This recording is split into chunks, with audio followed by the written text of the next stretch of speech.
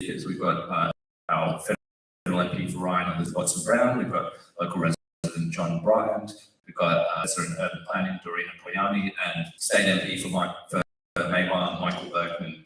So we're going to be hearing from each of those speakers for 10 to 20 minutes each, and then we'll be up for questions. So buckle up, you're going to be sitting there for 90 minutes. I guess probably all better public kind of preaching to the converted with this audience, but really what today is making sure that all of us in this room have the vocabulary to talk about this issue with our friends and family. So it's, as you're sitting here listening, even if you feel like you know some of this already, be thinking to yourself, how should I be talking to others about this? Who is really hostile to the idea of public transport or that cars are the only way to move people around the city, what would I say to them?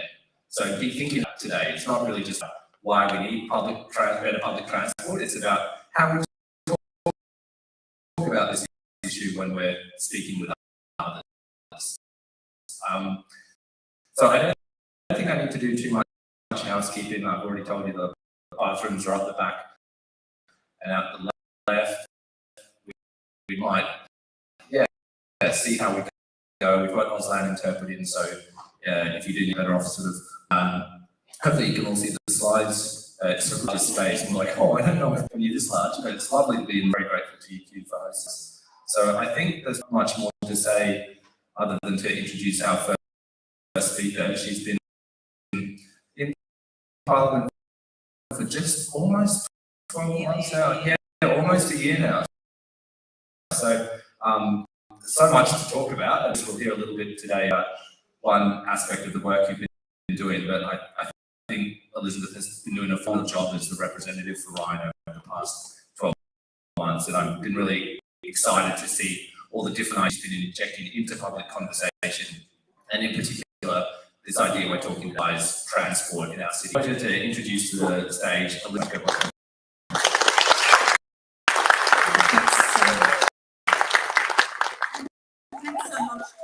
All of you for actually coming out on this glorious day today. I mean, there are nothing we're doing outside, but I think we're going to have a really good conversation today. And it's really great to see that there's so much interest in this issue that we obviously think is very important. I want to also echo that I'd like to acknowledge that we're here on stolen and ceded land of the Yagara and Turrbal people.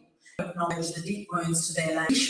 Original location I mentioned, so I think it's always really important just to remember that history and to remember that map and that plan of where we actually are when we're talking about how we want to move ourselves and the community across these spaces. Again, is absolutely critical. We actually honour and respect all of the generations who've been here before. I want to thank all of our wonderful speakers. I'm so looking for a panel, for this discussion, the depth of expertise, engagement with these subjects, being here to talk about these things today from all different perspectives, and as I said, great deep expertise. Oh, rats, that's a huge picture of me. So I just want to start with of car dependency and how we got into what I think this, and then how free public transport would fit in as part of the solution. So the problem, and that's Brisbane, isn't it? We're all familiar with that kind of experience, particularly here in Ryan as well. It's so naturalised to us, car dependence. We're so kind of inured to it that we tend to forget that it really exists, and we tend to forget that there are absolutely enormous costs associated. And we also tend to forget that it's absolutely a direct result of political decisions that have been made, serving particular interests. It's not automatic where we find ourselves today in our cities, and we don't have to be here. And I think that we can, by design, actually solve these issues, because the problem of car dependency has so many ramifications, and it significantly affects our daily lives, and certainly the kind of, really the survival of the city, I think, and the way we live in it. One of our major crises is the cost of living crisis at the moment. Everyone will be aware that rents and mortgages are spiking, groceries are up by 10%, wages are going backwards at record rates, petrol prices are absolutely going through through the roof. Australian households every year spend over $50 on petrol. The average city-based household, and there are the figures up there, spending $413.53 on transport each week. That's $94.81 a year, that sort of household income. And by the way, not everyone's aware of this, has the most expensive public transport in the whole country. And the study from 2019 showed that Australia has the second most expensive public transport. So there are real issues there. And the effect that this actually has on our day-to-day opportunities is a bit harder to quantify, but no less absurd and destructive. Just recently spoken to a couple of constituents about this issue in Ryan, and it's really brought it home to me, like the early education workers I was speaking to in Ryan, who can't afford, for example, to live in Pullendale, near the early learning centre where they want to walk. They can't afford the work, they can't afford the fuel costs, the transport costs, and the time to actually get there. So that centre, with a huge demand for places, and it's a growing demand for childcare places, has had to limit its numbers. So just sort of count the costs of that, and that's directly related to the issues that we're talking about here. And the health worker, who can't afford fuel to travel to and then to pay for parking at, for example, the Wesley Hospital. So that's really, really embedded problems for individuals here and for the whole community. Another of our major crises is obviously the climate crisis. And transport emissions are the third highest source of greenhouse gas emissions in Australia, with emissions from cars and light transport vehicles contributing 11.6% of Australia's annual emissions. I mean, that's pretty huge. And transport's also the fastest source of emissions in this country. Congestion costs, and it costs us big time. The Productivity Commission has estimated that traffic congestion imposes an avoidable cost on motorists, businesses, individuals and the environment of $24 billion each. That's just huge. That's actually in hours lost, multiplied by the median wage. And the cost of dealing with the environmental and health effects of so much is absolutely huge. But the real cost can't really be quantified only in dollars. It's the cost, for example, of people spending an hour less with their kids or grandkids each day, an hour less attending school fundraising events, or an hour less sort of unwinding after work. So how do we get to this case? How do we get here? We weren't always so car dependent in Brisbane. We always have such a sort of a dismissive attitude towards public transport. And we really do have quite a tragic history of bad planning and bad transport planning and city planning as a result. We used to have this great tram network, effectively connecting the whole city. You could walk to the tram network connected, commerce nodes and social nodes throughout the whole city. It was very far-ranging. It went right up to the outer suburbs. It was amazing, that we actually had this fully electrified system in Brisbane. And in its heyday, in the 1940s, that tram system carried 160 million passengers annually. It's pretty amazing to think about it. Fully electrified public transport in 1969, after 85 years of successful operation, the BCC just ripped out. 54 years ago, almost to the day, this week. And do we reckon public transport's improved since then? I don't think so. Tragically, though, those trams are a distant memory.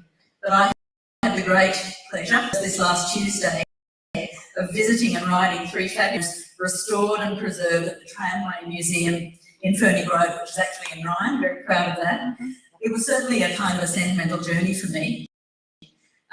Remembering what a great way it was to get around. I used to travel to school on the tram, but their removal was a conscious political decision based on advice from US expert Wilbur Smith, imported, as so often these experts are, to devise a frankly totally irrational, costly and very, very destructive plan for Brisbane's transport.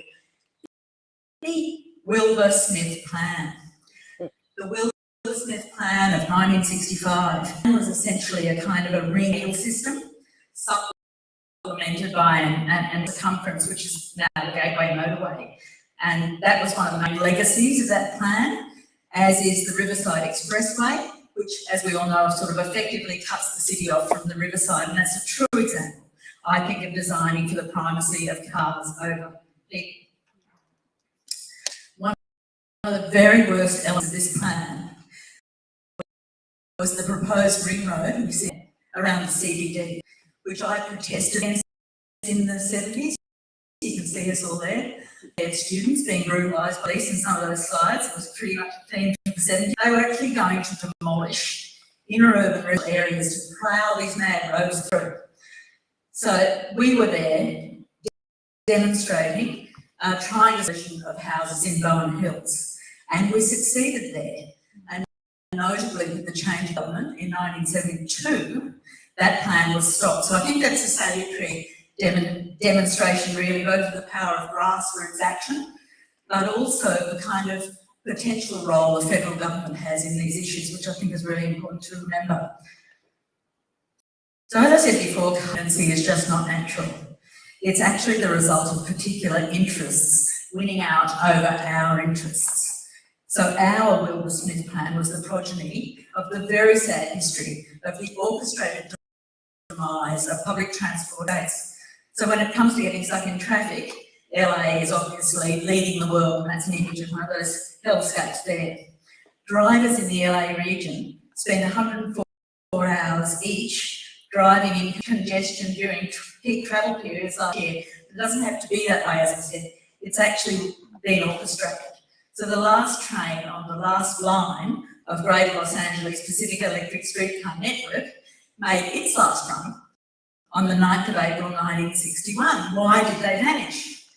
Between 1938 and 1950 in the US, one company purchased and took over the transit systems of more than 25 American cities.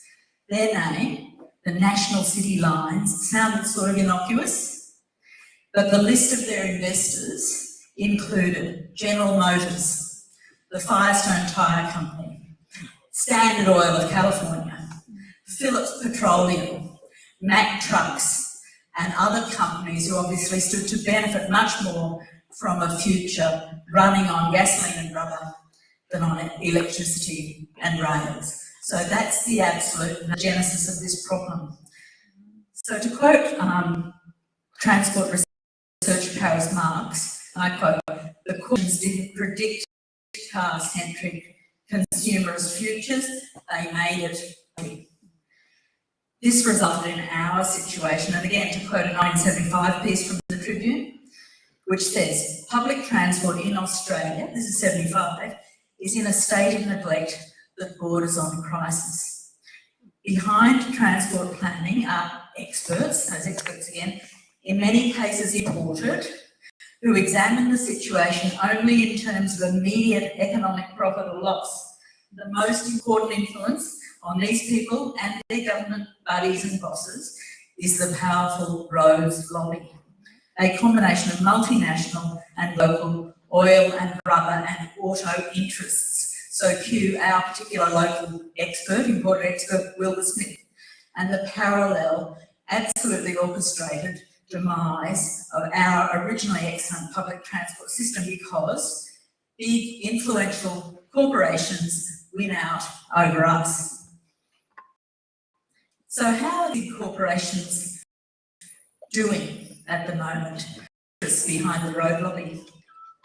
You can see there, in 2019, Saudi Aramco, the main Saudi oil company, reached a market capitalisation of 2.4 trillion, that's trillion US dollars, surpassing Apple as the biggest corporation in the world.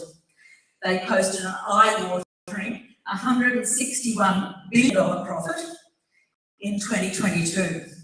So these big Western, and they're mostly US oil corporations, took in $219 billion in profits in the same period.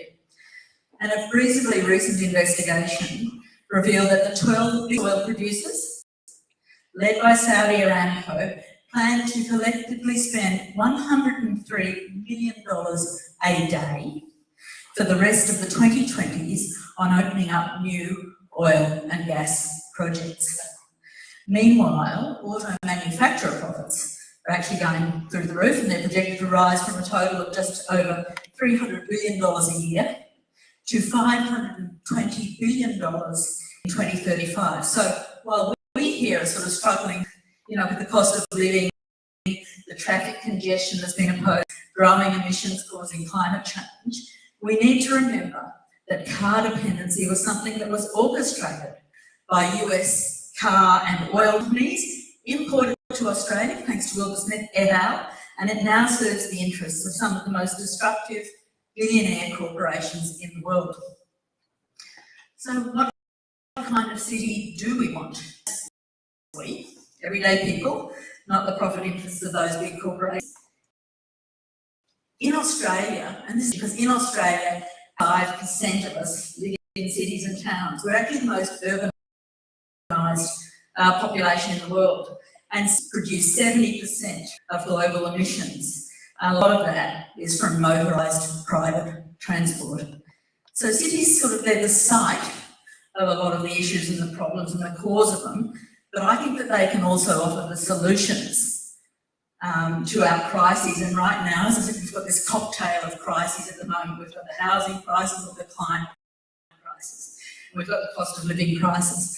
So how do we envisage and create sustainable, healthy cities, to sort of balance built and green space, to densify without leading to that kind of nightmare congestion, to reduce emissions, obviously, to provide everyone with everything that they need, access to all the essential services? Well, I actually think that good public transport and active transport are absolutely fundamental to this. I think a sustainable, livable, healthy city absolutely relies on a good public transport network, and I think they're sort of like the veins and the arteries of a healthy city. So as the World Economic Forum says, an efficiently run system can not only encourage people to travel through cities, but can provide more equal opportunity access to additional mobility, modes and jobs and more. So it's absolutely fundamental to our well-being and the well-being of the planet. So John's going to elaborate on planning cities for people, not for cars. But for the rest of my chat, I just wanted to talk about then the role that I think free public transport can play in this shift to a people-centred city, obviously need. Last week, many of you might have seen that I called on the federal to urgently implement a 12-month trial of free public transport right across the country, not just here, but right across the country. And I think the immediate reason of this was to sort of help solve the problem of the main cost of living. That's absolutely critical, but to solve it in a way that also helps fix that problem of congestion and to help fix the problem of growing emissions and to solve it in a way that has much broader social benefits as well. Free public transport we're talking about, not just on weekends, not just off-peak, not just for some groups of people, not just for some bus loops, but all the time for everyone. Just universal free public transport. So just again on the cost of living, my team and I did some numbers, and based on the Australian Automobile Association's Transport Affordability Index, if the average family in a middle suburb of a major metropolitan area shifted just a quarter of their car trips to public transport, they would save $273 a month or $3,311 a year. Now, that's quite significant. Many families, that could actually mean the difference between paying the rent or mortgage and risking, eviction or default. So even if there are absolutely no other benefits to this, I would say that that is a good enough reason to implement free public transport. But beyond that cost of living benefit, there lie many more. And in just about all cases, public transport is introduced, we see absolutely enormous increases in ridership. In many cases, it's led to a significant decrease in car use. And Doreen is going to actually drill down on this a bit more in her talk. But I'm just going to give you a couple of examples. I think they're quite telling. In Dunkirk, which is a small city of just over 200,000 people in France, It introduced free public transport in 2018, and midweek ridership on public transport increased by 65%, which is huge, and by 125% on weekends within a year. And of the people who actually made the switch to public transport, 48% said they'd replaced their usual car trips, which I think is fantastic. And in Germany, where they introduced a temporary €9 monthly ticket for city and intercity public transport, that's about 50 cents, 50 Australian cents, so it's about as close to free as you can kind of get. They also saw a spike in rail ridership by 42%, and it led to a reduction in traffic congestion in 23 of the 26 major German cities. And researchers at the University of Potsdam said that this has driven a 6 to 7% decrease in air pollution right across Germany. So I think that's pretty amazing. So cost of living, congestion, emissions. But I also thought this story from Luxembourg that introduced free public transport in 2020 was a really great example of those less kind of measurable, those less tangible socials that would come from it. And the story is that the sense of freedom is real. One owner of a cafe, just a few minutes from Luxembourg City's central station, says that young people, and his teenage son is one of them, are using the fairless policy to go around the country and discover it in ways that wouldn't previously have been possible. So I think that's what it's actually about, this shift in making more accessible to everyone. So I think it's a really nice tale. So it's been done overseas and it's had results, but can it be done here? Well, I've got some good news. It'd actually be incredibly simple to do. The government could actually make them. This is a graph from the Productivity Commission that shows just how little ticket revenue covers of the operating budgets of metropolitan public transport. Brisbane's that, and you can see it dipping. So it shows that very, very little of the costs of the overall budget costs are actually covered by ticket revenue. Michael's going to talk a little bit more about this on a Queensland level, but basically state governments already subsidise public transport to about 75% of the costs. And that means the money that we all spend on fares only covers about 25% of the cost. So my proposal is simple, that the federal government should step in and pay that final 25%, that gap there, via funding agreements with the states and territories to actually abolish public transport fares across the country. And I think that's simple, and it's actually cheap. We commissioned the Budget Office. This is one of the nice things about being a federal member. You've got access to all of this amazing stuff and data. We commissioned them to host a 12-month trial of free public transport right across the country. All public transport services in all cities and all regional centres, and it's only $2.2 billion. So my government can fund $10 each year on road projects, $254 billion over 10 years, stage 3 tax cuts for the wealthy, and $368 billion over 30 years for nuclear submarines. I think they can find $2.2 billion for this. Thanks very much. Obviously, as ridership expanded, there'd be a few costs associated with that, but the savings would absolutely be enormous. And the benefit across the board, as we said, the crises that we're all living through and the transformation of our cities, I think would be absolutely huge. No expensive private ticketing system, less need to spend on road maintenance and upgrades. But the broader point I want to make, and I'm just winding up now, is this. Public health, public education. In Australia, we've all come to see these things as collective rights, but again, it wasn't always the case, right? Universal schemes. So that's why I've got this Medicare announcement image up there to remind us of what an amazing breakthrough that was. But now it's just part of the furniture. Now it's something we expect. Free public transport could be a similar breakthrough, I reckon.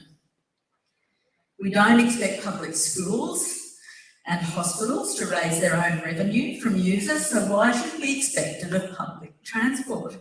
In many ways, public transport fares are a sort of a regressive tax for what should be, I believe, a social right. These social rights make Australia more equal, fairer, and more socially connected, and would be transformative for our cities and our lives. I totally believe that. So I'm just going to end with this. Making public transport free would give everyone also a sense of ownership of our shared public transport system. And I think, sort of contrary to those who say that people won't value it as much if it's free, I actually reckon people will value it more. And I think that that then would have the effect of increasing the number of people who are actually willing to for it, to fight for improvements, fight for the expansions and the network improvements that we need. Obviously, everyone, I think, has a stake in defending Medicare, and an overwhelming majority of people into public education, both of which are under attack too, of course, at the moment. Making public transport free would give us all that much more reason to push governments, and that's what we're about, to push governments to make it better. So thank you.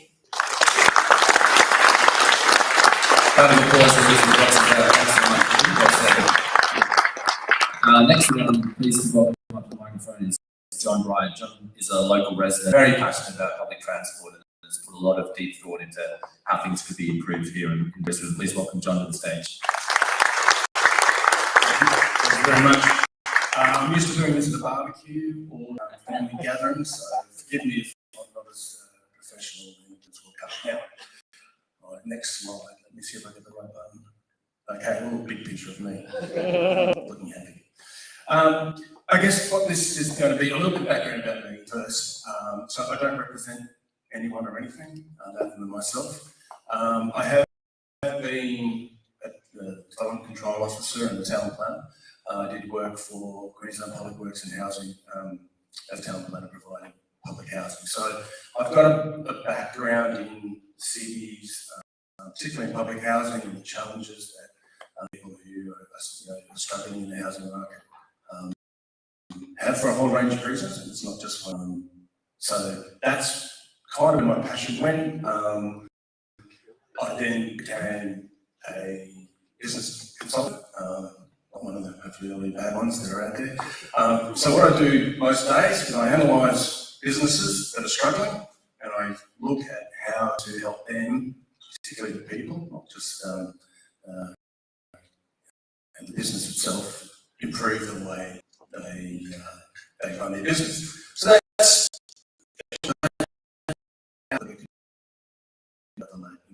a passion. And yes, I annoy my wife and my family, and currently blocked by the transport minister. It's not hard actually. Right. So, what's the story? And this is probably a week in my Twitter handle. If you want to follow it, I'll give it to you later. My philosophy is basically at the top, insanity. Okay, we are doing the same thing constantly. We are constantly have the same business case that says we've got to expand and expand and expand and expand, and yet nothing's being fixed. And basically all my learning is from reading. So the Department of Engineers, okay, basically came out in a discussion paper and really said the increased traffic is from reduced demand. You're creating your own traffic. Okay. They also said that there's actually little evidence that there's any economic benefit from doing it. So the economic argument that keeps getting used exists without the actual project. Okay, it's going to happen through the economy. It's not caused by increasing or supposedly increasing reducing congestion. Okay, and there's an evidence that it just needs to change, because all the measures that we're using to say that we're doing the right thing by building more roads isn't. We're not reducing accidents. We're not busting congestion. We have never busted congestion, and it's a mess.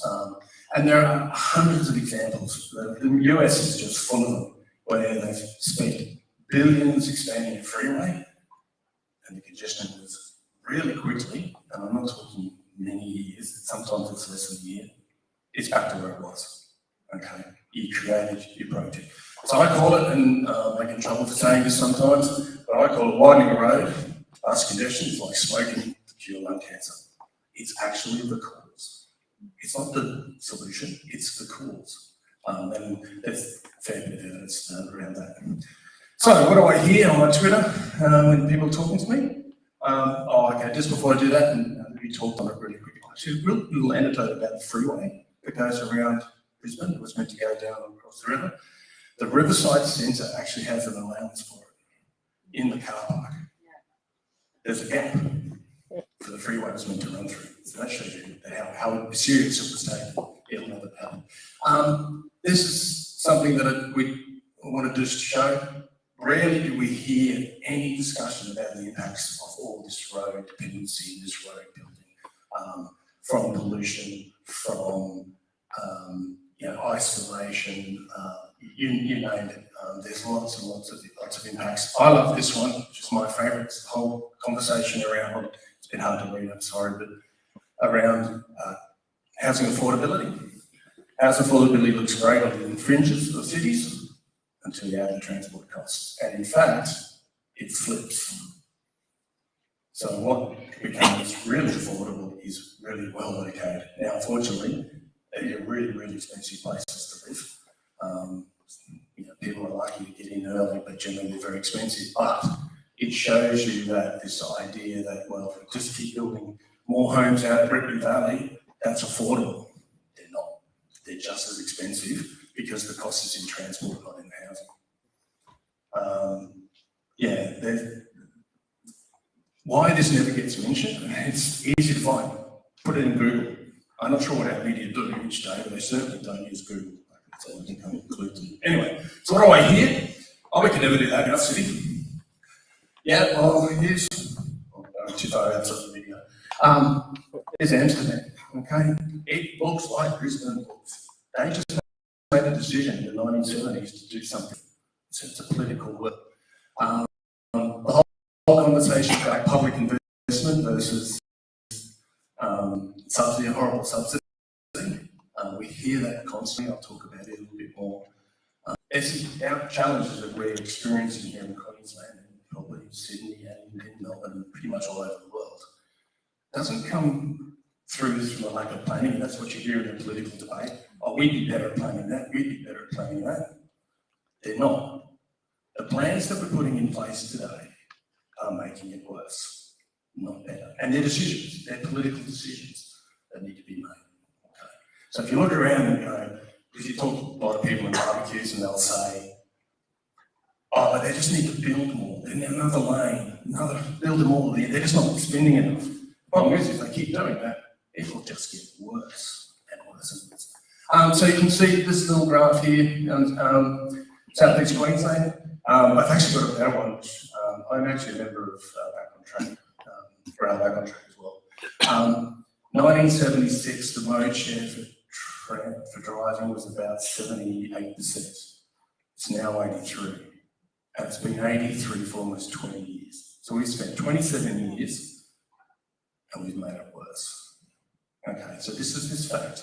All these decisions, we've got great strategies. I remember reading the South East Queensland regional strategy, the South East Queensland investment. They're great, they're beautiful words, but the implementation isn't changing.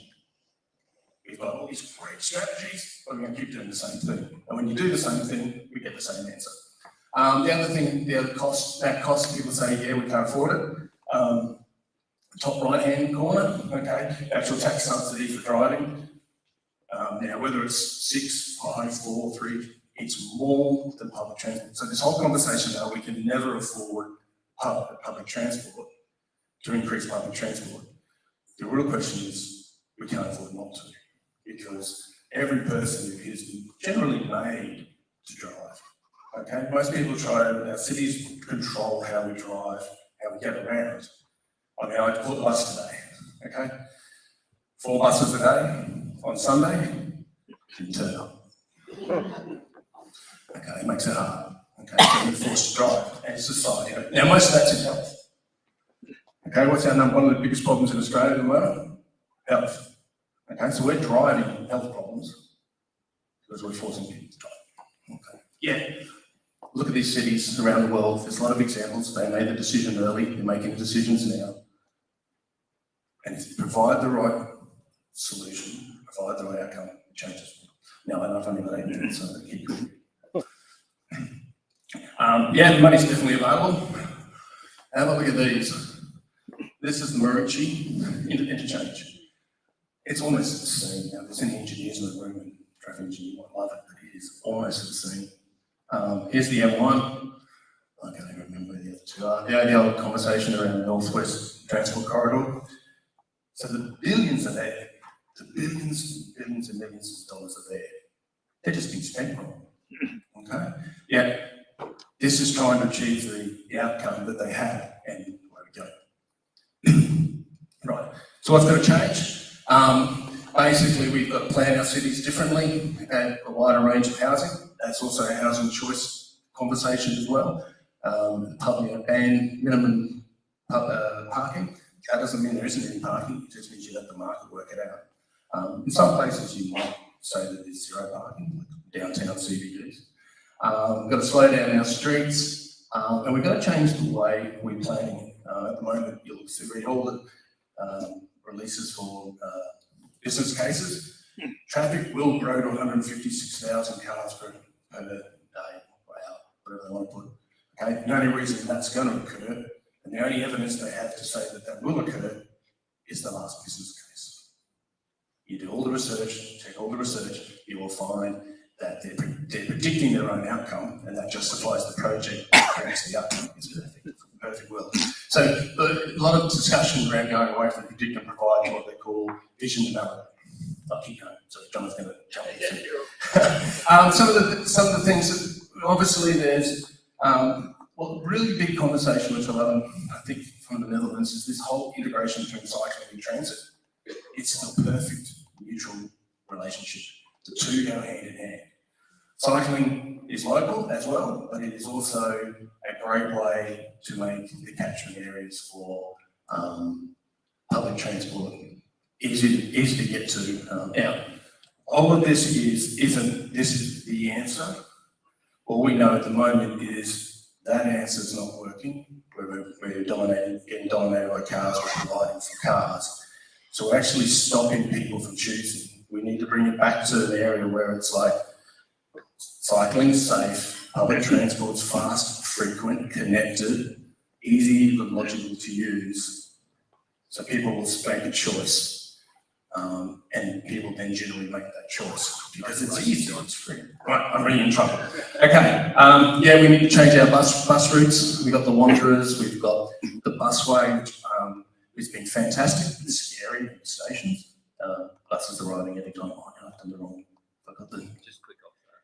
Just off that. See, I told you about the barbecue guy. Not even on the mouse. Right. Okay. Look, I spent a week with COVID. Got locked in my office because I didn't want to affect the children, the kids. Okay, and came up with a bit of a vision for how we get back to basically easy and legible public transport. That was kind of what the last slide was about. It's really hard to work out where a bus is going to go. Okay, some of them are easier than others. The buses are pretty good. But this basically, I actually started this way going, okay, bus routes will stick on the main roads. I walk up to Gympie Road, bus is going to whiz past me. I know it's going to go north, then I know that I've got to go down the Roadie Road, so I'm going to jump off of Roadie Road and there's going to be a bus going past. Okay, let me draw what I think this might look like. Okay. Right, radial. Okay, but you think that's really interesting. Okay, that's the Transport Department's SEQ 2031 plan. It's the same thing. Well, that's high frequency routes, not bus routes. I don't put bus routes to it. Anyway, I've been cut off. Sorry, Russell. Thank you, John. I'm also just mindful it's a little bit warm. The organisers are frantically looking for their air conditioning settings. But given that it's a sort of warm, sleepy kind of afternoon, I wanted to invite everyone just to stand up for a second. You don't have to, but just stand up and have a quick stretch if you feel like it. And we'll invite our next speaker up. Dorina Payani is an associate professor here at UQ in urban planning. She's a phenomenal thinker and a bit of a thought leader in this space. So please take your seats and welcome Dorina Payani to the stage.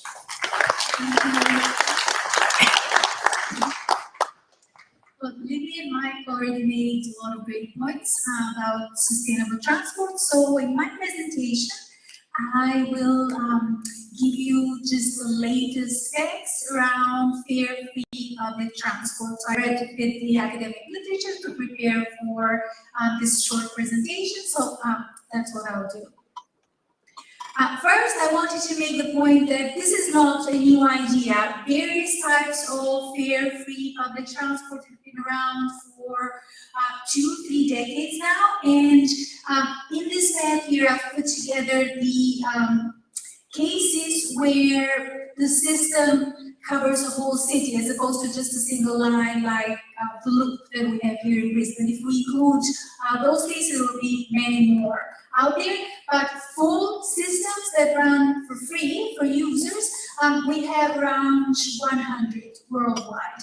And as you can see in this map, the biggest clusters are found in Europe, the US, and Brazil. Within Europe, which has the most systems, France and Poland have the most systems, and generally they tend to be in smaller cities, so Paris hasn't done it just yet, or Warsaw. Now you can say, well, this happened in France, and they have this long tradition of socialist ideas and social democracy. Well, as you can see from the map before, the US is the other country that has applied this concept quite a lot, and they're the global center of neoliberalism. So this kind of concept has worked both in countries with the socialist tradition and with the market liberal tradition.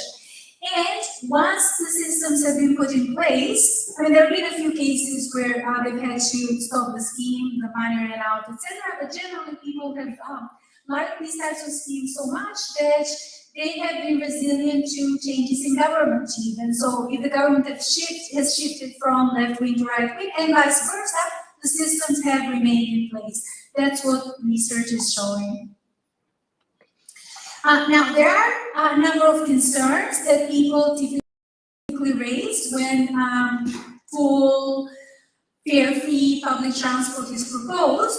And one concern is, well, where will the money come from? And Libby already told you where the money might be coming from. And again, I wanted to reinforce that point to say that a lot of smaller systems, I mean, there is hardly any gain there. The fare is only in place to sort of pacify middle-class users and tell the public that all the system is not simply there to benefit poor people. So then people are made to pay a bit of a fare. But in reality, there isn't much of a gain at all. In fact, there is a lot of cost that goes into administering those fares. Right? So that's one important issue to highlight. Then another concern people raise is, well, if public transport is free, then a lot of people will start just riding to go nowhere, just joy rides around town, or there will be all this drunkenness and vandalism in the vehicles. But there is very little evidence of that, even in the US, which is, I've lived both in the US and Australia for the same amount of time, about 8 years in both. Even in the US, which is a much more chaotic context than Australia, there has been very little evidence that there is vandalism. It's not as if fares prevent vandalism. If people are going to behave well, they behave well whether there is a fare or not, or vice versa. Then another huge advantage of going fare-free is the increase in operating speeds. So people stopping at the door to check in and check out with their cards, that's what often delays the buses. If we have a situation where people just get in and out without checking in or without having to pay for it, sometimes the payment needs to be manual as well in the system that we currently have. Not everyone has a go-card, some people do, tourists don't. So those kind of transactions, little transactions, they add up and they delay the buses quite a lot. So our buses could be running with much more precision if there were no fare payment involved. Then people ask, well, how much will free public transport reduce car use? It does tend to reduce it. The reductions are not enormous. I don't want to promise a whole lot here, but there tends to be a shift from car use to public transport use if public transport is made free. A lot depends on the quality and frequency of the service, and I would say in a place like Brisbane, the quality of our buses is decent. The frequency is not so good, so that's where we need to work more. So if public transport is made free, we need to also increase the frequency of service if we want to shift people from cars.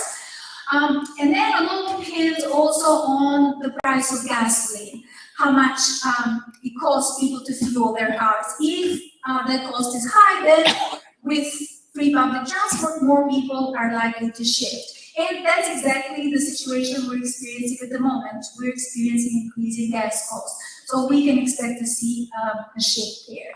One concern for us as transport planners is that some people might shift from walking and cycling to free buses if buses are made free.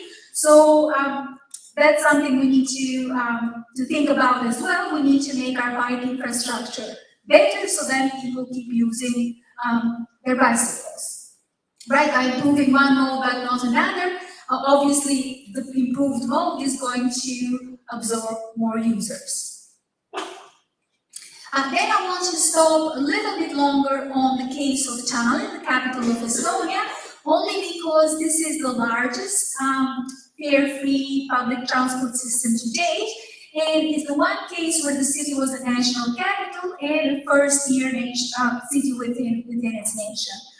One very important point I want to make here is that this scheme is going on 10 years now, and Estonia managed to do it and be successful at it, even though they're a much poorer country than we are, okay? So their GDP per capita is less than half of our GDP per capita. So my point is Estonia, a small country, a lot poorer, post-Soviet republic, could do it. We certainly could. A wealthy nation like Australia. And Tallinn is a mid-sized city, about 500,000, but Brisbane is a bit of a unique case in Australia where we have this integrated council. A lot of Australian cities, if you look at Melbourne, the councils, the individual councils that make up Melbourne or the individual councils that make up Sydney, they are less than 500,000 also. Okay, Estonia had the good fortune, or Tallinn, had the good fortune to start the program from a very high base of public transport use. So they had about 40% of people already using public transport when they went fare-free. We don't have that kind of luck, but that could be our goal. That's where we'd like to eventually shift enough people away from cars. One decision that Tallinn made was to not offer free public transport to everybody, so tourists are still excluded. The fare-free public transport is only for local residents, the ones that are registered within Tallinn. So that's sort of a logistical decision that we would need to make in Australian cities, whether the scheme covers only locals or it includes everyone. Estonia paid for this scheme by using one portion of the income tax. So they raised the income tax just a little bit, and that just paid for the scheme. And in fact, they are raising much more money from the legal increase. People are very happy with it. They've been paid. There's been no protest. But the money that's been raised is actually a lot more than what's costing to operate this free system. So it is great. There is even a little bit of money left over to actually improve the system. So that's wonderful. I put up on the slides a couple of figures about the shift, how much shift they experience from cars, and then from walking and cycling to public transport once that became free. But beyond those figures, the system has done wonders in terms of helping people in vulnerable positions achieve their mobility goals. So young people, elderly people, poor people, unemployed people, so a lot of them, perhaps before public transport became free, might have been completely stuck at home. They were making no trips at all, whether by bus or by car or whatever. Now they're able to get places with this scheme. So to prepare, I use some of the more recent academic literature in this space, and I've listed those studies here. If you'd like me to send them to you, just contact me and I'll let you know. Thank you. Thank you so much, Gordon. Next speaker up to the stage is Michael Berkman, the State MP for the electorate of Mainline. Please welcome Michael to the stage. Thanks so much, John, and thanks everyone for being here this afternoon. It's great to see such a turnout on such an important topic as this. Before anything else, I just want to add my acknowledgement of the traditional custodians of the land we're meeting on today and all the places we live and work, and just again acknowledge just how integral those traditional lines of travel are in our modern city. And I've come from Birdwood Terrace this morning, it's where I live, which I know was one of the traditionally very well used paths. Swan Road on the way out here is another that we'd all be very familiar with, but it's really important to ground our experience in that the traditional knowledges and the landscape that we live in. Now, aside from my big head, I'm going to try and make the case today for why public transport fares just don't make sense. And I'll be rushing, so please excuse me at the outset. I'm going to do this obviously as the State MP and as the State Transport spokesperson, and I'm going to be throwing around some very big numbers, and that's not just on account of the size of the screen, but hopefully I'll give you some useful context for those. And based on the budget that we saw handed down last year, the cost of delivering free public transport would be about $275 million in a year. Now that's based quite simply on the amount of fare revenue that the state takes in a year within South East Queensland, which is essentially all the revenue we get around public transport. We would also, obviously this has come up previously, if we were to put in place free public transport, we'd also save the $50 million that it costs each year to run the ticketing system. Now that's a very rough estimate purely because we can't get that data out of the state government. They're very reluctant to hand it over. But what we do know is that recently a new privatised ticketing company, Cubic, were paid something like $380 million to install this new ticketing system that allows you to use your smartphones and watches and whatnot to get on and off. So you can see that looks like a big number to start with, but the cost of actually operating ticketing is itself pretty substantial as well. Now this is a very big number. That's the actual cost of delivering public transport. So what we can take from that is that after the ticketing costs, fares are actually only about 12% of the cost. So we heard some of those national figures from Libby before, averaged around 75% that's subsidised. In Queensland, it's far more than that. It's over 80% on average. Now that figure of 12% has gone up and down a bit as a result of COVID, but it very rarely cracks 20%. So we're looking at least 80% of the cost of public transport delivery is subsidised by the state in Queensland. To get a proper picture of the extent of that subsidy and the cost of, the portion of that we have to actually sum up for free public transport, we really need to take into account both the costs of running the system and the cost of expanding public transport infrastructure as well, because both of those are critically important features of the system. Now, if you add those two together, the 1.6 billion that we spend in 1 year, we are proposing to spend in 1 year for infrastructure improvements on top of the 1.9 billion annual cost. That reduces the proportion. It's only 8% of that total cost that the state would actually have to sum up to provide free public transport. I guess that leaves us with the question of what would we get for that 8%? And Doreen's gone to this before. The evidence from different countries and different contexts is going to vary quite widely, I suggest. We've seen some really useful examples of that just a moment ago.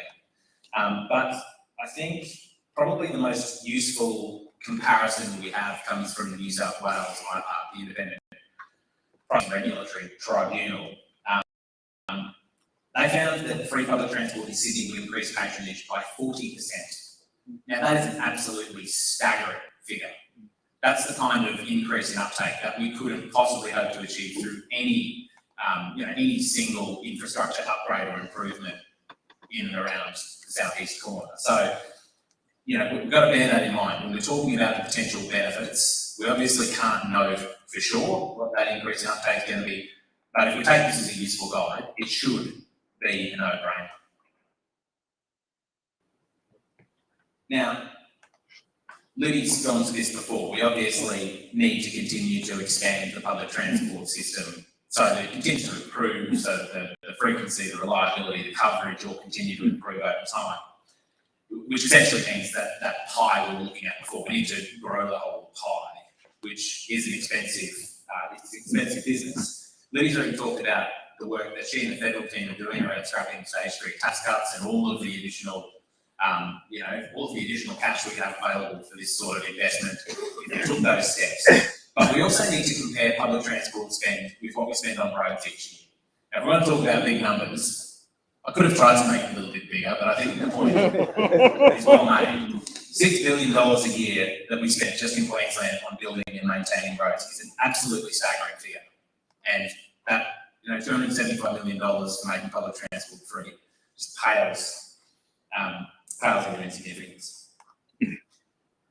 It's interesting also to compare that number to the cost of specific road projects in Queensland as well. You can see that, the little green bar on the left there is the cost of free public transport. These are only, I've only lined them up against wasteful road widening duplication projects. And you can see that that enormous line on the right-hand side is the Coomera connector, or the M1 duplication as it's called. Now, this is essentially just a second freeway that's running parallel to the M1 for a portion of the trip down Gold Coast. Look, beyond just the numbers though, I think hopefully those numbers paint a picture for themselves, but we also need to think about the hidden costs. And one of the worst hidden costs I would suggest of fares and public transport is the widespread criminalisation that it brings about through fines and arrests, court costs, and in very few cases, but in some cases still, it does go along with prison sentences. People have been in prison, so we've got some research that was done by the Parliamentary Library. So there are very few examples, but it does happen. Again, the data is pretty difficult to find, but of the 17,000 fines issued every year, a large proportion of those are issued to children. And we've heard from lawyers who support young people, with legal matters that fare evasion is close to the biggest single category of offences in the whole youth justice regime. And what's even worse than that, perhaps, is that it's very often the first point of contact that a child has with the criminal legal system, which we know that contact, every point of contact with the criminal legal system, increases the chances of reoffending and makes for worse outcomes for children every time they touch on that system. And if you look at a city like Brisbane in particular, our zone-based fare system essentially acts like an enormous regressive tax system. And Libby kind of skewed over this before, but what I mean by that is that it essentially means that people, adults and kids alike who don't have a car or a license have no affordable way to get around. And it's almost invariably, poorer, racialised, marginalised kids and communities who are more likely to live in those areas that have worse public transport. They're far-flung, highly car-dependent suburbs where you simply can't connect with your communities, your local hubs, all those things that make for an enjoyable, productive life, if that's the way we want to frame it. Without a car, those things become close to impossible. Now, I'm nearly done here. Really got to get a wriggle on that, don't I? Look, one of the most common objections, I suppose, to this proposal for free public transport is that without a high-quality service, that the cost won't make much of a difference. Now, it's certainly true. No one will dispute that having frequent, fast, reliable public transport is going to, the kind of vital ingredients in improving the system overall. But there are plenty of places in Brisbane that already have quite reasonable, and in some cases really quite good public transport. And in those places, there's quite an absurd cost penalty for taking public transport, if you look at those terms. And that's especially for really short trips where, they should be the lowest hanging fruit for flipping people's transport use from private to public transport. A useful example for us around here is that if you're taking a short trip, only a couple of kilometres from Taringa to the Indooroopilly shops, you'll, to do your morning errands, that's something you can do easily on a daily basis. It's going to cost you about $6.40 for a return fare compared to an 80% fuel cost, which is actually assuming a lower fuel cost than what we actually see in Bowser at the moment. And if you do the maths the other way around, if you build in a fuel cost that reflects the cost of public transport, that's something like $14 a litre, which is clearly something that no one's going to accept, and it's not a, that's not a policy position that any government is going to tolerate. So it just sort of, I guess, it begs the question really, if government is prepared to tolerate public transport fares that are that high, do they actually want people to catch public transport or not? And I'd suggest that, the answer is almost self-evident. One last really important bit of context, I think. 90% of households in Brisbane city area own at least one car. 52% or more, 50% own two or more, and only 8% of people own none based on census information. Now, of course, owning a car is pretty expensive, right? And we want to give households the freedom to avoid those costs, or at least owning fewer cars.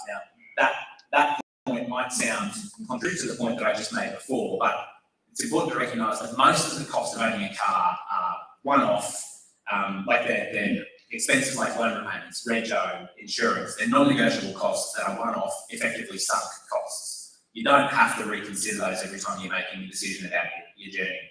On the other hand, the costs of public transport, 100% of those costs are paid upfront, on the spot, in a very visible and tangible way. So when we're talking about behaviour change in the way people make decisions, and especially if public transport is going to compete in a nation of people who already own lots of cars, those day-to-day decisions in the moment about whether to drive or catch the bus are the ones we need to focus on, which brings the cost of public transport front and centre. That cost comparison, per trip cost comparison, is going to continue to look worse over time as well, with further uptake of electric vehicles, where that marginal cost of driving continues to fall lower. So this is, again, just another argument in favour of stripping away the cost of public transport. What should we call it? Yeah, right. We've got to round this up. I guess the important point, and I know John is going to speak more to this, is that expanding the public transport is going to take a substantial amount of political muscle. It's going to take some clout, it's going to take a lot of strong push from communities. And importantly, we know that people build their lives and their political beliefs around the stuff that they already do and that they already know.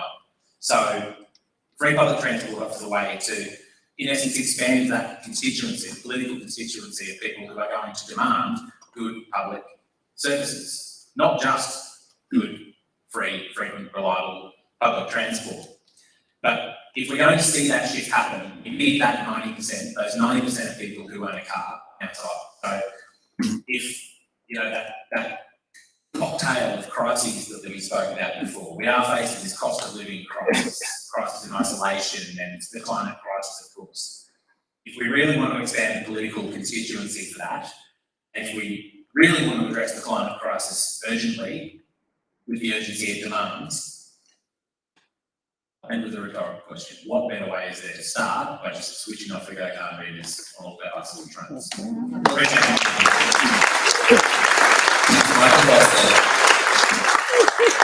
And thanks to the last speakers. I'm not going to give a full presentation, but the organisers did just ask me to say a few words about kind of how we get it right. And one of the things that really stood out to me from Libby's commentary was that not actually just dealing with a case of a good policy idea is being rejected because politicians are stupid or whatever. We're actually dealing with a situation where the oil industry, the car manufacturing industry, these big, powerful lobbies are pushing against public transport. And they're spending a lot of money and effort convincing policymakers that we shouldn't make it free, or that we don't want to encourage freeloading, et cetera, et cetera. So I guess I wanted to throw out the idea that we do have to think about what it would look like for us to push back against this. This is an example from here in Brisbane. We, the Greens, started calling for free off-peak bus travel, free travel for seniors and pensioners about 6 or 7 years ago. And then we were very pleased a couple of years later when the council sort of met us halfway. We called it for, universal free transport for all seniors and pensioners, and they gave us free off-peak transport. So not quite the same, but a really good start. And I've talked to a lot of pensioners who say that that's made a really big difference to their cost of living and has encouraged them to get out and about around the city more. Another quick example, look, this is an example of a protest, right? A few years ago, they were going to take the bike lanes off the Victoria Bridge as part of the Metro project. They were going to make bicycles and e-scooters share the narrow footpath with pedestrians. And we thought that was a terrible idea for all modes of transport. So we got about 100 cyclists and we lay down on the bridge. And it was really controversial and people didn't like it and the media had a little bit of a field day. But a couple of years later, they redesigned the bridge plans and there's now bike lanes going in on that bridge. And yeah, it's cool, right? It's a big picture, really. And that came about not because the Greens had the abundance of power in the council chamber or because we suddenly won a whole bunch of seats. It was actually because of activism. And it was because ordinary people were willing to say, look, it's common sense. We don't want pedestrians and cyclists sharing a narrow footpath. We need bike lanes on the bridge. And we protested, and that's what created the political will to make that change happen. Another local example from my neck of the woods, we had a protest on Montague Road in West End because they wouldn't put in a new pedestrian crossing. The sort of thing that we shouldn't have to protest about, really. But we blocked the road for 15 or 20 minutes during peak hour and then came back and did it again a second time. And they then gave us the traffic lights. So, you know, about 50 or 100 residents spending about 20 minutes on the road one morning, and we got $9 million of investment in new pedestrian crossings for West End.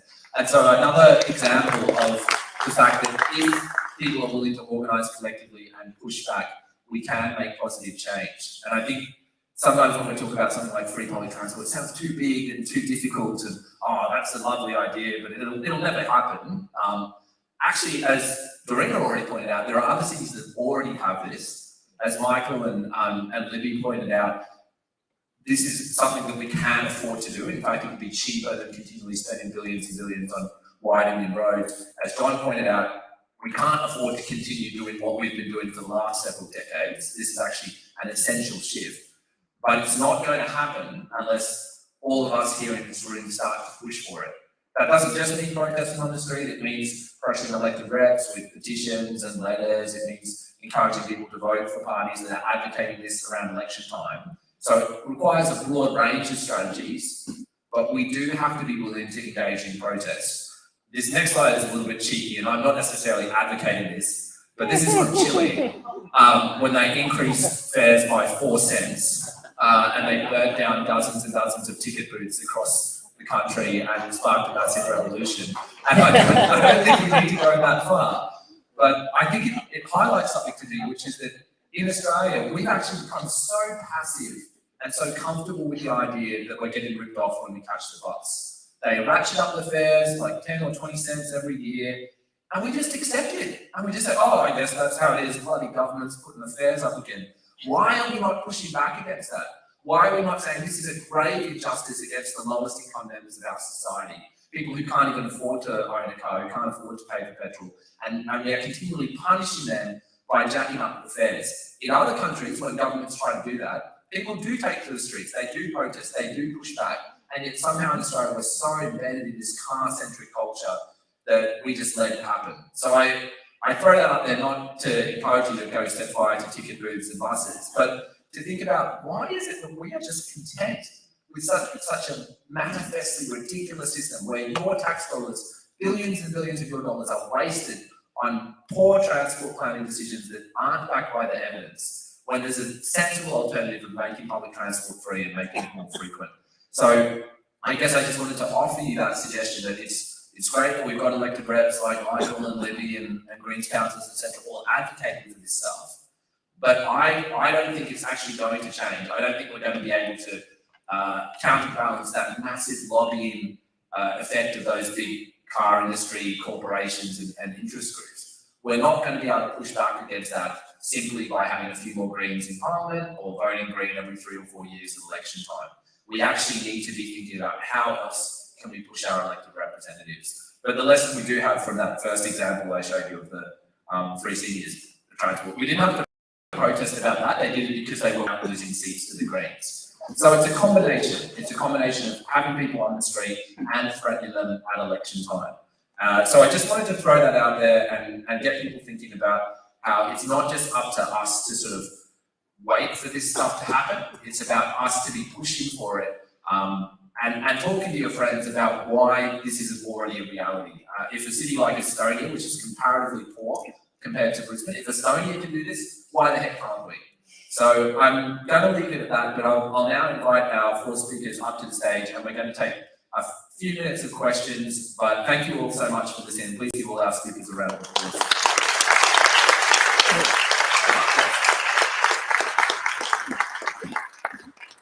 So this is going to be an opportunity for questions. I know there's always a tendency to want to make long comments and make your own speeches, but we don't have time, so have a seat here, guys. If you've got an actual question, stick your hand up and Liam's going to come to you with the microphone. You guys take seats. Have we got any questions? There's one just here, Liam. And I'll pass this around. Okay, good afternoon from your friendly neighbourhood bus driver. We did have a little mention earlier of services being cut, trying to get here today and not being able to catch the bus. At the moment, I'm very frequently being asked to work 6 days a week. If it weren't for fatigue management laws, I'd probably be asked to work 7 days a week. And of course, we're coming up into flu season soon as well. So I wanted to know, the other side of this is, how do we get the staff to make these systems work? Pay them fairly is a good start, and ensure that the conditions are reasonable. So for those who don't know, Brisbane City Council manages the buses as a contractor on behalf of the state government. And as you rightly pointed out, bus drivers get sick, the council doesn't have enough backers on standby, and so bus services get sold. It's not that there aren't enough people out there willing to work. It's that the conditions and the pay, I think, aren't good enough to entice me to stay on as drivers. The council in particular has a problem where too many of its drivers, I think, are casualised. And so you can imagine, say, around Easter, a few drivers call in sick or are unavailable. Suddenly the council is calling around saying, okay, who's available, calling all these casual drivers, and every single one of them is like, no, I don't want to work today, which is their right because they're casual. They don't have to work if they don't want to. So the council is relying really heavily on a casualised workforce, which undermines reliability. Whereas if we had a permanent, whether they're permanent part-time or permanent full-time, but if we had more job stability, I think that would help reliability. Does everyone have any of that? Yeah, I was just, thanks so much for your question, and thanks for the amazing work that you do. As I said here, the new system in New York. I know you're working hard. I just wanted to mention that part of the kind of suite of policy ideas that we're presenting as part of this kind of package, we understand that, when capacity needs to be increased, it does affect, so we're talking about a $500 million kind of funding boost to the state governments to actually support expansion of the system and support better pay for the drivers and increasing the number of drivers. So definitely it's part of the whole kind of suite of the way we're thinking about these things. Where's the next question there? There are people behind this, as you mentioned, Walter, what's his name? Who are the key operatives at the moment in the state and the federal sphere that represent the oil industry and who are creating this situation right now in our city? I'm happy to start because basically what we've got we've got, and this is across the board and not just in this issue and in this area, of course, we have absolutely comprehensive state capture by these interests. We know that, don't we, in terms of, the climate action issues. So basically it's those very wealthy lobby groups who actually have the ear of government, and it's across the board and it's at every level. So as Johnny says, we actually have to rise up around this because it's absolutely embedded in our system that they are who are listened to. We've got this terrible kind of situation where the major parties take massive donations from all of these, the coal and gas industry and so many others, the development industry, etc. So it's an absolutely inequitous kind of situation. The reason we don't take any donations, corporate donations as Greens, is absolutely because that's the way political parties and political actors get bought off. So it's a fundamental embedded problem in our whole political system. One way to overcome it is obviously not to have this kind of governments and political actors being bought by lobby groups. So that's another thing that we're pushing for and campaigning for and advocating for. So it's hard to specifically name individuals, but I would say universally across both old parties, people are being bought and sold the whole time. And we've got to stop that. We've got to actually adjust the whole system and have systemic reform across the whole political spectrum to stop that actually happening, because it's the thing that's causing the pain and difficulty and destroying the future for all of our children and grandchildren right now. Why not name individuals? I'll name a few. I think it's just because of time. It's not like that we're too scared to name them. But Downer Group, for example, is a road construction company. So we're not just talking about the oil companies and BP and Shell and that. We're talking about these massive construction companies that are often based locally that lobby governments and say, we'll fix your traffic congestion problem, just let us build another road, or let us widen this road, or let us build another toll road. Linked toll company is another one, right? Like they make a lot of money off a car-centric transport network. They get these public-private partnerships to help build these toll roads, and then they continue collecting revenue from them afterwards. So, you know, the toll company's business model would be destroyed if we had cheaper, viable alternatives for people to get around. So, basically, if you look at any of the big construction companies that are building road projects in Brisbane now, they're all part of the problem, because they're all going to government and saying, hey, we've got an idea, let us build this road for you. It's not always the case that the government says, oh, I wonder how we can fix this problem, let's widen the road. These construction companies make a lot of money from road widening, and then they lobby so that they can get those government contracts. We could go into that all day, but I think we're going to keep passing around. The next question was up there. Taking on board everything that's been said from a financial perspective, and assuming the free public transport is good, there's always the factor of who pays. So if we also take on board who the payment streams already mentioned and successfully getting money from the federal government, ultimately money doesn't come from thin air. And so if you look at the options of user pay with a road tax versus a tax system, which of those is most likely to get the whole deal across the line? If you assume that the user at some point will be paying a portion of it. I'll start. We're already paying an absolute monster for these road systems that are pretty much destroying our lives. So it's just a case of reprioritisation. An enormous amount of our taxpayer dollars actually going to the, and so it's actually, it's actually. We're not assuming that reprioritisation isn't enough. It's almost there. That's what it gets across lines. They're all in good work. Maybe 8% suggested, which means there's a little bit more cash injection. And therefore, at some point, the user will pay either the taxpayer by increasing the tax levy as it's done in Australia, or paying the road tax.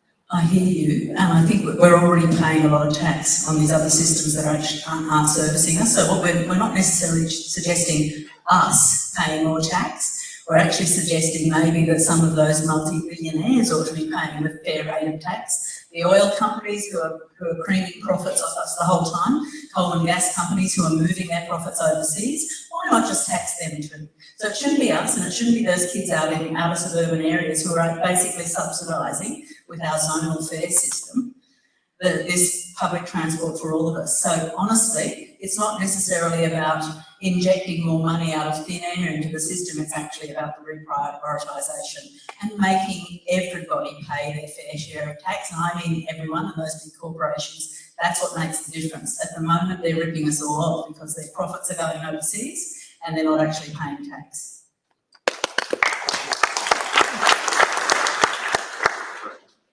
Thank you.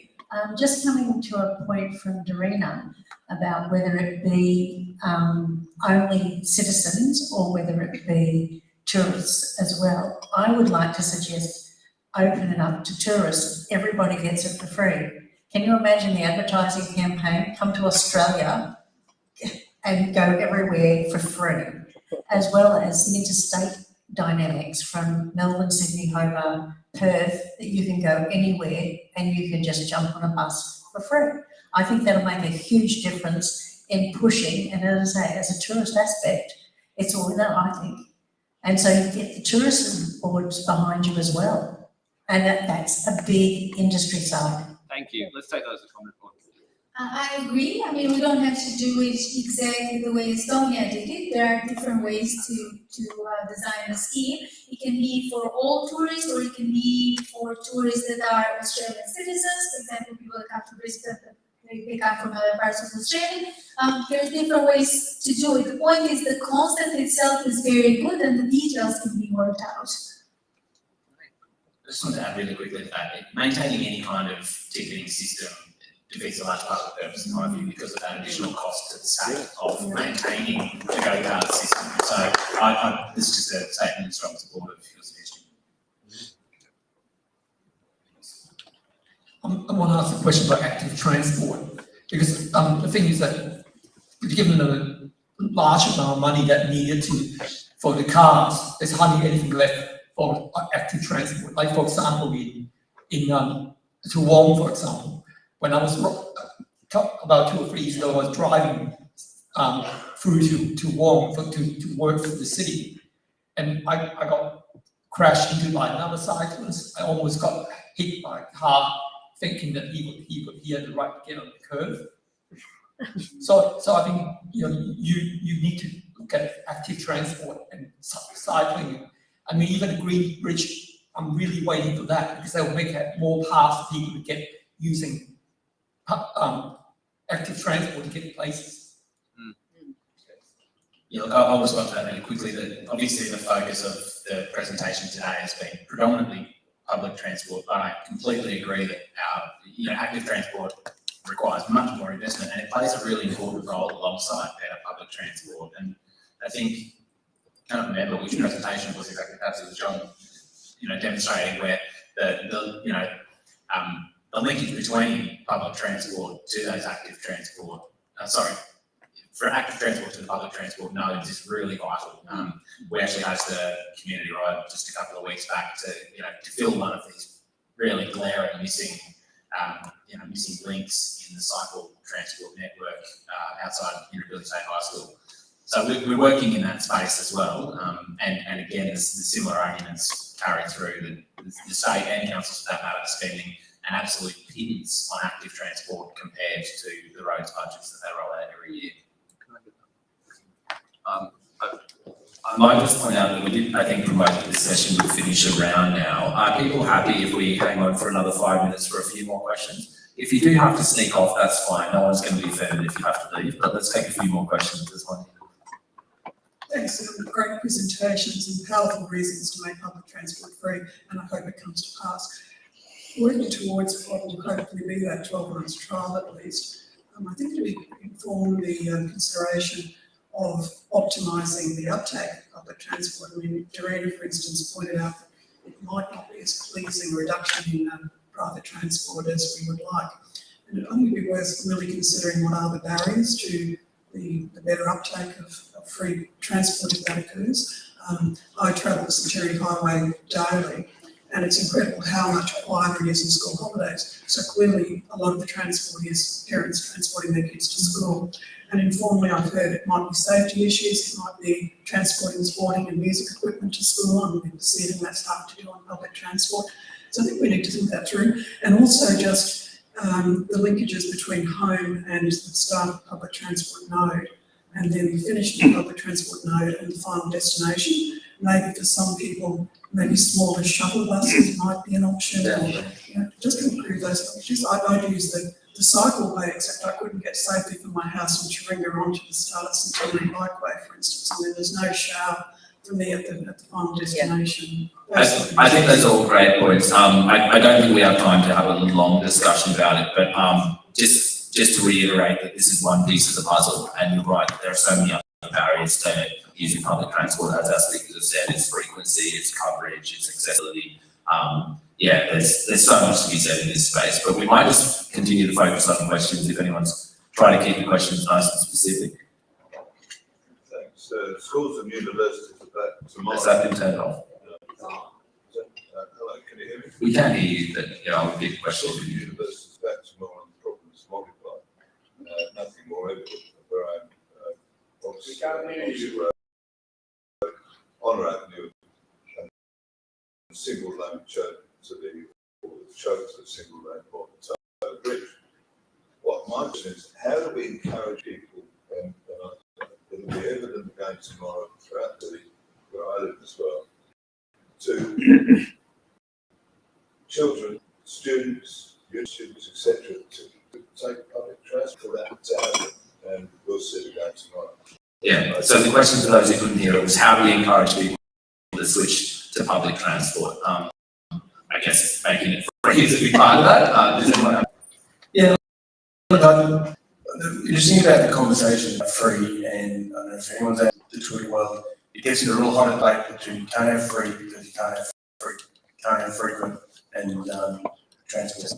I think the key is that if we've got to change our cities, just campaigning for people saying, look, get out, get it, take public transport, it's better for you. No, we unfortunately have to change our cities. That won't happen overnight, but cycling is a really easy way because it can be implemented for such low cost.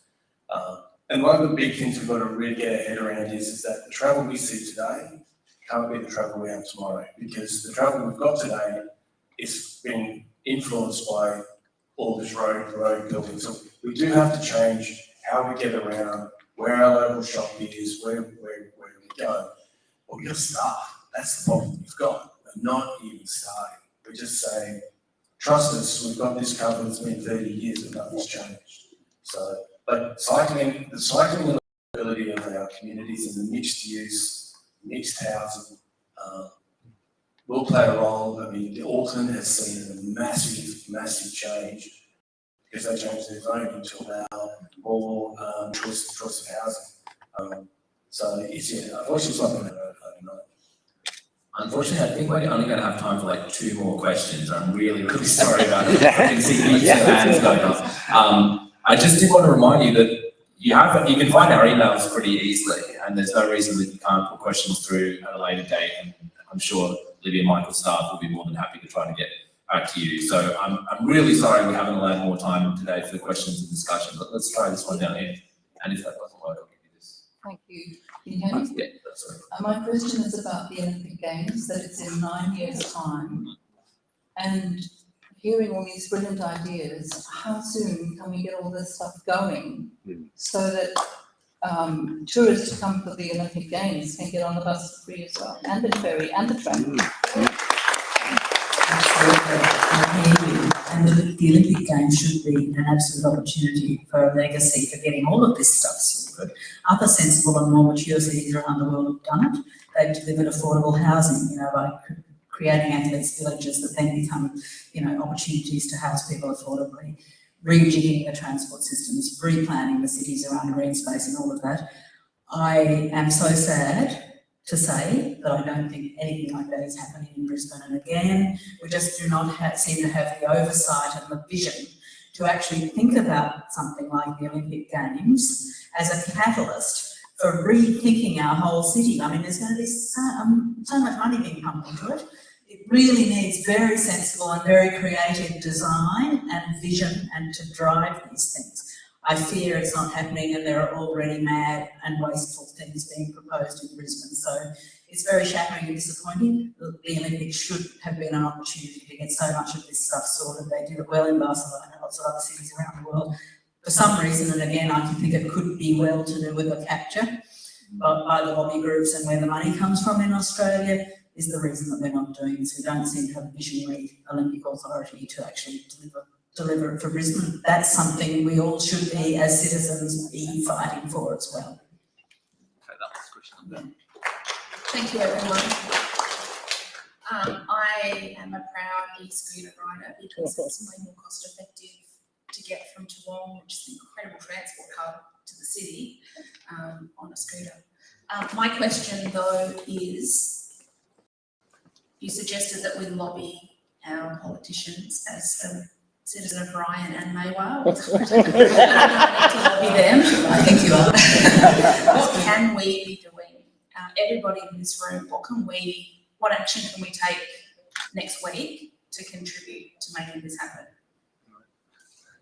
A couple of months ago now, we started having little protests in West End where we all got onto the bus for free without paying. We all just walked on. 30, 40, 50 of us walked onto one bus. No one got fined. There were no negative repercussions. I got a council conduct review panel complaint for discipline for inappropriate conduct. But it was a really good way to provoke conversation. And 6 months later, we got a free bus route in West End, circling between West End and South Bank. And I don't know if, you can't prove that this protest led to that, but these actions do help apply the pressure. So get your mates together, jump the bus without paying, and make a story out of it. And I'd be happy to help co-organise that stuff. I'm sure others would as well. The blunt reality is that the cities that have seen a massive shift in transport advocacy and transport planning have had that pressure from the community. And sometimes you do have to bend the rules a little bit, but what better way to show how good free public transport would be than by catching public transport for free? So that's my suggestion. Really just want to echo everything that Jono has just said, and the only thing I would add to it is make sure that you're taking these conversations out to the rest of your community and making people aware of the possibilities and making that possibility something that's real in their minds, because that's the only way we're going to kind of take it all the way to the end. The real reason I took the mic though was because I just wanted to take the opportunity to just tell Jono how grateful I am and how lucky I think we all are to have had him in the role he's been in for the last 7 years. You've been a real pioneer in the role, and the way that you've creatively used your role to kind of push the bounds of possibility in precisely the way that you've just outlined is something that I think we can all learn from. I certainly have in my role, and I feel really privileged to have worked with you and especially to be one of your last events.